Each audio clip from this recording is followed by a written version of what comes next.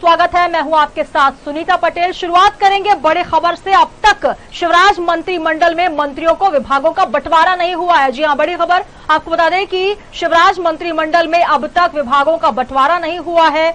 2 जुलाई को हुआ था शिवराज मंत्रिमंडल का विस्तार, लेकिन अब तक विभागों का बंटवारा मंत्रियों को नहीं हुआ। विभाग ना बंटने की वजह से रद्द हो चुकी है कैबिनेट बैठक और सिंधिया शिवराज में विभाग को लेकर सहमति नहीं बन पा रही। सूत्रों के हवाले से खबर। तो केंद्रीय नेतृत्व पर छोड़ा गया है अंतिम फैसला। 2 जुलाई को शिवराज मंत्रिमंडल का विस्तार हुआ था। 11 जुलाई तक का वक्त हो चुका है, लेकिन अभी भी बिना विभाग के तमाम मंत्री हैं जिनको विभागों का इंतजार है कि उन्हें कौन सा विभाग दिया जाएगा। 2 जुलाई को शिवराज मंत्रिमंडल का विस्तार हुआ था। विभाग ना बंटने की वजह से कैबिनेट बैठक भी अब रद्द हो चुकी है। तो मध्य प्रदेश में मंत्रिमंडल विस्तार को लेकर काफी लंबा इंतजार करना पड़ा, लेकिन जब मंत्रियों ने शपथ ग्रहण की उसके बाद भी अब विभाग के बंटवारे को लेकर पेच फंसा हुआ है। लगातार सूत्रों के हवाले से खबर यह है कि सिंधिया और शिवराज में विभागों को लेकर सहमति नहीं बन पा रही। शायद यही वजह है कि लगातार हर दिन इंतजार जो है वो बढ़ता जा रहा है। ये कहा जा रहा था कि सीएम शिवराज सिंह चौहान जब दिल्ली जाएंगे तो वहां पर कुछ सहमति बन पाएगी कि किस प्रकार से बंटवारा हो, लेकिन दिल्ली से लौटने के बाद भी सीएम शिवराज सिंह चौहान का ये बयान आया कि थोड़ा मंथन और है, जिसके बाद जरूरत है मंथन की, उसके बाद विभागों का बंटवारा होगा। लेकिन अब अंतिम फैसला केंद्रीय नेतृत्व पर छोड़ा गया है।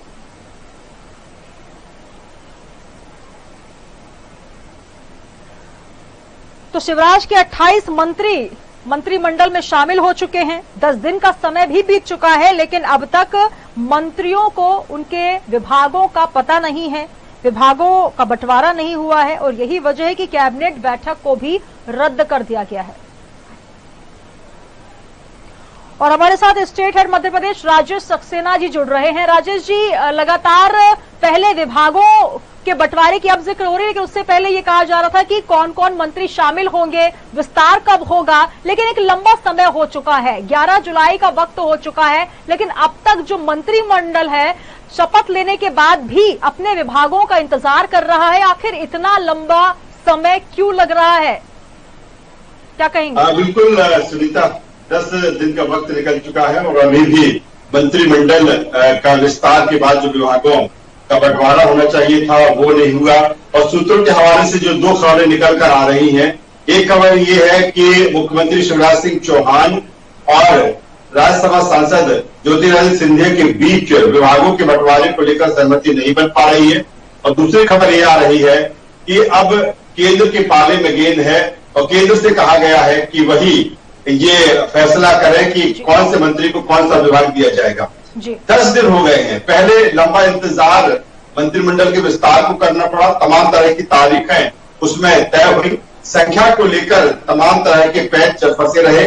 फिर कैसे भी एन केन प्रकारेण अंततः मंत्रिमंडल का विस्तार होता है। 2 जुलाई को 28 मंत्री बनाए जाते हैं, 20 कैबिनेट स्तर के मंत्री हैं, 8 राज्य मंत्री हैं और 28 को ही राजभवन में आनंदीबेन पटेल राज्यपाल उनको शपथ दिलाती है।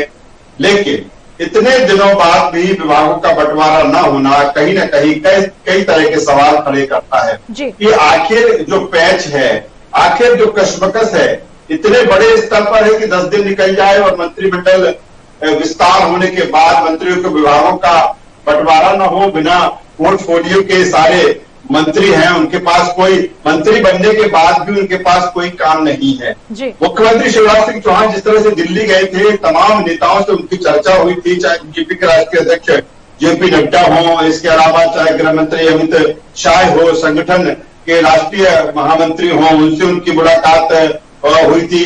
लेकिन उसके बाद भी विभागों का बंटवारा न होना निश्चित तौर पर विपक्ष जो सवाल खड़े कर रहा है, कहीं ना कहीं विपक्ष के सवालों में ऐसे कह सकते हैं कि विपक्ष के सवालों में दम है कि इस तरह से सौदेबाजी या इस स्तर पर कह सकते हैं कि पैच या इस स्तर पर विभागों के बंटवारे में जिस तरह से लगातार खबर आ रही है कि जो मलाईदार विभाग हैं उनको सिंधिया खेमा चाहता है। तकरीबन 7 ऐसे विभाग हैं जिनको वो अपने मंत्रियों को दिलाना चाहते हैं, लेकिन मुख्यमंत्री शिवराज सिंह चौहान एक बैलेंस, उनका जो मूड है कि एक बैलेंस तरीके से जो वरिष्ठ नेता है उनको बड़े विभाग दिए जाएं, या फिर जो उनके बहुत निकटस्थ रहे हैं लंबे समय से उनके साथ में सरकार में जिन्होंने काम किया है उनको बड़े विभाग दिए जाए। और इसी को लेकर लगातार पैच है। आप देखना होगा, ये भी खबर आ रही है कि अब बहुत जल्द शायद आज विभागों का बंटवारा हो जाए, क्योंकि वैसे मुख्यमंत्री शिवराज सिंह चौहान आज ग्वालियर चंबल दौरे पर है, मुरैना दौरे पर है, और केंद्र क्या जो पार्टी हाईकमान है आज फाइनल सूची करके भेजेगा। क्या मुख्यमंत्री शिवराज सिंह चौहान जो सूची है उस पर मोहर लगने के बाद आज रात तक उसको घोषित करेंगे? तमाम सारे सवाल है, लेकिन अभी बड़ा सवाल यही है कि 10 दिन बाद आखिर विभागों का बंटवारा क्यों नहीं? और चूंकि उपचुनाव भी है, ऐसे में विपक्ष लगातार इस पूरे मामले को लेकर सरकार पर हमलावर है। बिल्कुल राजेश जी, सबसे बड़ा सवाल यह है कि लगातार तमाम कार्यक्रम किए जा रहे हैं, वर्चुअल रैलीज हो रही हैं, तमाम ऐसे जो मुद्दे हैं उन पर बात हो रही है, लेकिन सबसे बड़ा जो मुद्दा इस वक्त का है, क्योंकि जब मंत्रिमंडल का विस्तार हो गया उसके बाद विभागों का बंटवारा होना बेहद जरूरी है। तमाम जो काम है मंत्रियों के साथ ही मंत्रिमंडल को लेकर और इसके अलावा जिस विभाग को लेकर तब जो रुके हुए हैं, जो पेंडिंग है, उनको भी निपटाना जरूरी हो जाता है। एक लंबा समय मंत्रिमंडल विस्तार को लेकर लगा, एक लंबा समय जो है अब विभागों के बंटवारे को लेकर लग रहा है, और अब कहीं न कहीं विपक्ष को बोलने का बार बार ये मौका मिल रहा है कि जिस तरीके से विधायक टूटकर आए हैं, अब कहीं न कहीं वही प्रक्रिया यहां पर भी शुरू ना हो जाए। जो मनमुटाव देखा जा रहा था, या यूं कहा जा रहा है कि अब शिवराज, महाराज और नाराज जो अलग अलग खेमे हैं, इनको साधना बहुत मुश्किल हो जाएगा बीजेपी के लिए। बिल्कुल यही बात श्वेता मैं कर रहा हूं। विपक्ष लगातार ऐसे मौके उसको मिल रहे हैं बैठे बिठाए, क्योंकि जिस तरह से जिस घटनाक्रम के चलते जो 22 विधायक हैं कांग्रेस के, उसमें 3 जो सिंधिया समर्थक भी हैं, और वो फिर टूट कर आते हैं, बीजेपी में आते हैं, कमलनाथ की सरकार गिरती है, और फिर लंबा इंतजार करना पड़ता है मंत्रिमंडल के पूर्ण गठन को लेकर। पहले जिस तरह से 5 मंत्रियों को शपथ दिलाई गई थी, 2 सिंधिया खेमे के थे, 3 पुराने जो शिवराज कैबिनेट में जिन्होंने साथ काम किया है, चाहे 2018 तक या उससे पहले कमल पटेल उनके साथ में रहे, डॉक्टर नरोत्तम मिश्रा गृह स्वास्थ्य मंत्री, इसके अलावा मीना सिंह की हमें बात करें, फिर जिस तरह से 2 सिंधिया समर्थक तुलसी सिलावट और गोविंद सिंह राजपूत को उसमें जगह मिली, फिर इसके बाद एक लंबा इंतजार मंत्रिमंडल विस्तार को लेकर करना पड़ा। और सवाल यहाँ पर यही है कि क्या जो पैक्ट हुआ है बहुत जल्दबाजी में हुआ है, कि यहाँ पर महाराज यानी ज्योतिरादित्य सिंधिया का अपमान हो रहा था, उनके समर्थक जो है वो सह नहीं पाए उस अपमान को, और यहाँ पर बीजेपी लगातार जल्दबाजी में थी कि कैसे कमलनाथ सरकार को गिराया जाए और कैसे बीजेपी सरकार फिर सत्ता में आए।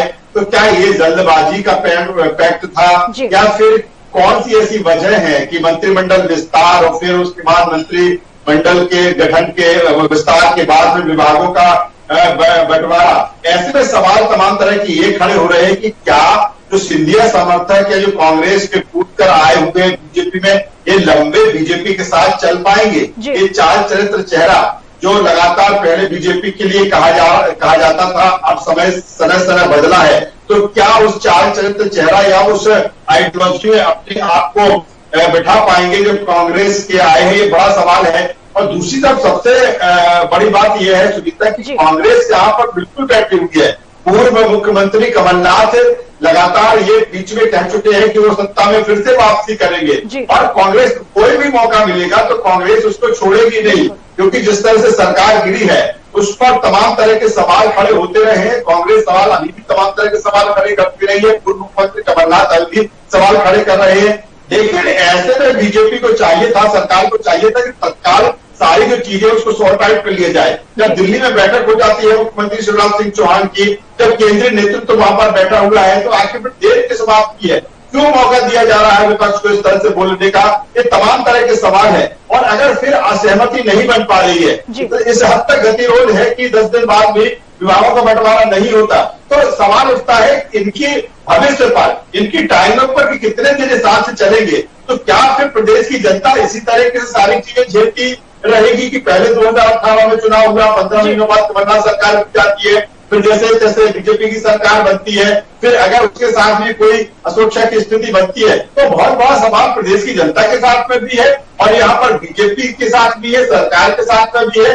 और यही स्थिति, यही सियासत मध्य प्रदेश की राजनीति में अभी हावी है। लेकिन ऐसे में जनता का भला होने वाला नहीं है। कोरोना संकट चल रहा है, बड़ा संकट है, तो जल्द से जल्द विभागों का बंटवारा होना बहुत लाजमी है। लेकिन अब देखना होगा कि ये विभागों का बंटवारा कब होता है, आज होता है या फिर इसी तरह से टलता जाएगा, क्योंकि वैसे भी 3 बार जो कैबिनेट की बैठक है सुनीता, वो टाल दी गई है। बिल्कुल लगातार कैबिनेट की बैठक रद्द हो रही है, बैठकें टाली जा रही हैं। हर दिन ये कहा जा रहा है कि विभागों का बंटवारा कल होगा, लेकिन वो कल कब आएगा इसका इंतजार है और इसको लेकर सवाल उठना भी लाजमी है, क्योंकि जब तक विभागों का बंटवारा नहीं हो जाता, तमाम मंत्री जो कि चुने गए हैं, मंत्रिमंडल विस्तार जब हुआ है तो मंत्रियों को विभागों का बंटवारा होने के बाद ही विकास कार्यों को गति मिल पाएगी। लेकिन सूत्रों के हवाले से खबर अब तक यही आ रही है कि शिवराज और महाराज में कहीं ना कहीं सहमति नहीं बन पा रही और अब जो फैसला है वो केंद्रीय नेतृत्व ही करेगा। बहुत शुक्रिया राजेश जी हमारे साथ जुड़ने के लिए। तो केंद्रीय नेतृत्व पर अब तमाम जो फैसला है वो टिका हुआ है, आखिर पेच कहां फंसा हुआ है इसी पर सभी की निगाहें। बढ़ेंगे अगली खबर की